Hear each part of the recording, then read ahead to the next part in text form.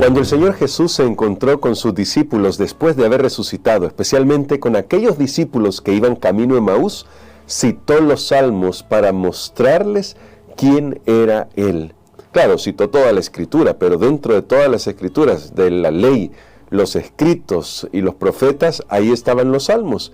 Y lo citó porque en los salmos encontramos evidencia de su divinidad, la divinidad de Jesús, su ministerio, su labor por nosotros, y también encontramos ahí cómo se relaciona de manera particular con todos aquellos que lo buscan. Por eso hoy vamos a comenzar a hablar durante esta semana sobre bendito el que viene en el nombre del Señor, y la lección para este día es el pastor divino y abnegado. Vamos a orar para pedirle al Señor que Él nos bendiga en el estudio de hoy. Querido Padre, gracias te damos porque en tu palabra encontramos la fortaleza, la guía, todo lo que necesitamos. Y hoy queremos abordar el tema desde los salmos de quién es nuestro Señor Jesucristo, porque al final entendemos que la Biblia entera tiene como centro a nuestro Salvador. Por eso rogamos tu sabiduría en el nombre de Cristo Jesús. Amén. Para el día de hoy vamos a recordar algunos salmos que creo ya son muy conocidos. Por ejemplo, el salmo más conocido que nosotros hemos leído alguna vez, creo yo, es el Salmo 23. Ese famoso salmo que comienza con el texto: Jehová es mi pastor, nada me faltará. Y ahora, aquí hay varios elementos que debemos considerar cuando hablamos de Dios como pastor, y luego vamos a hablar de Jesús como pastor, porque vamos a ver que el hecho de que en el Antiguo Testamento Dios se compare con el pastor y Jesús al venir se compara también con el pastor, indica que está haciendo una correlación con el Dios del Antiguo Testamento. Jesús se está identificando con el Dios que ha sido revelado en el Antiguo Testamento.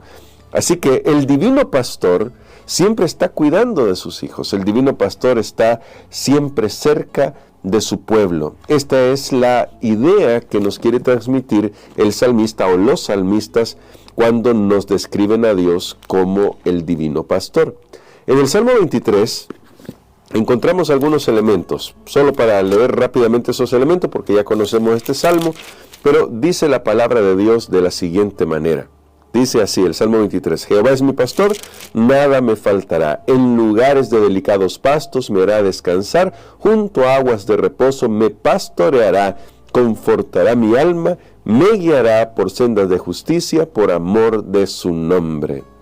Ahora, noten todo lo que hace el pastor, y claramente David, que está escribiendo este salmo, entendía la labor del pastor porque él mismo lo había sido. Bueno, en realidad, en la Biblia esto es siempre bien interesante. Los reyes son considerados pastores. De alguna manera deben ser un prototipo o deben ser un tipo, si lo podría decir así, de lo que Dios es, una representación de lo que Dios es. Un buen rey significaría un rey que está cercano a su pueblo y que iba a cuidar de ellos. Eso sería un buen rey, que representaría dignamente a Dios ante el pueblo.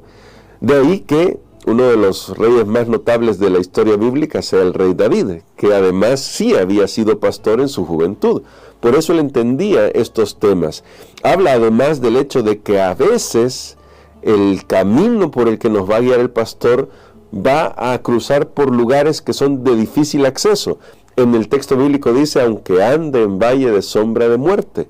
Pero el mismo David, que había pastoreado por lugares difíciles a sus ovejas, entiende que puede confiar en el divino pastor porque él va a cuidar. Si nosotros los seres humanos, pensaba David, podemos cuidar de nuestras ovejas cuando vamos por caminos que son de difícil acceso, si nosotros podemos guiarles, si podemos ayudarles cuando están en problemas, porque estamos caminando por sendas que son difíciles, ¿cuánto más el pastor divino? ¿Cuánto más? Ahora, lo interesante de las figuras bíblicas es que a veces vamos a encontrar figuras que se superponen. Por un lado, Dios es el pastor, pero por el otro lado también Él mismo es el Cordero. Pero es el Cordero que va a ser sacrificado en favor del pueblo, en favor de los hijos de Dios, en favor de toda la humanidad y en favor de establecer la justicia, de restablecer la justicia que el pecado interrumpió. Ahora, lo interesante aquí es que Jesús es el pastor, pero también es el Cordero. Y eso lo atestigua el libro de Juan, por ejemplo. En el libro de Juan encontramos, al presentarse el Señor Jesucristo, que Él es el Cordero de Dios que quita el pecado del mundo. Pero en Juan capítulo 10, Él mismo dice, yo soy el buen pastor. Vamos a Juan capítulo 10, porque me parece que debemos considerar este pasaje en armonía con el pasaje del Salmo 23. San Juan capítulo 10, versos del 11 al 15, dice de la siguiente manera, yo soy el buen pastor su vida da por las ovejas. Y eso nos hace eco de todas las ocasiones que leemos en el Antiguo Testamento sobre fieles pastores. El caso de David ya lo comentamos. El caso de Jacob, cuando está hablando con Labán, le dice, todo lo que las fieras dañaban, yo lo pagaba. Yo me desvelaba con las ovejas. Yo estaba ahí para cuidar de tus rebaños, le está diciendo Jacob a Labán. ¿Por qué? Porque Jacob era un buen pastor. Y él dice, el buen pastor su vida da por las ovejas, pero el asalariado, que no es el pastor, de quien no son propias las ovejas, ve venir al lobo y deja las ovejas y huye. Y el lobo las arrebata y las dispersa. Así que el asalariado huye porque es asalariado y no le importan las ovejas. Verso 14, yo soy el buen pastor y conozco mis ovejas y las mías me conocen.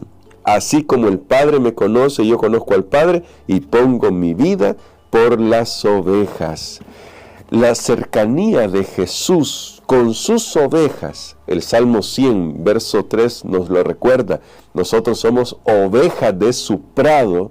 Noten por qué estoy haciendo estas correlaciones, porque el pastor del Antiguo Testamento, que es Dios, es Jesús, que se presenta a sí mismo como el buen pastor. Porque el Nuevo Testamento va a recurrir a estos pasajes como los Salmos para mostrarnos la divinidad de Jesús. Ahora, Jesús tiene una relación cercana con nosotros, porque nosotros somos ovejas de su prado, porque nosotros le pertenecemos a Él. Y no solo le pertenecemos por creación, sino como lo dice San Juan 10, porque Él entregó su vida en favor nuestro, sus ovejas. Él entregó todo para que nosotros podamos estar con Él.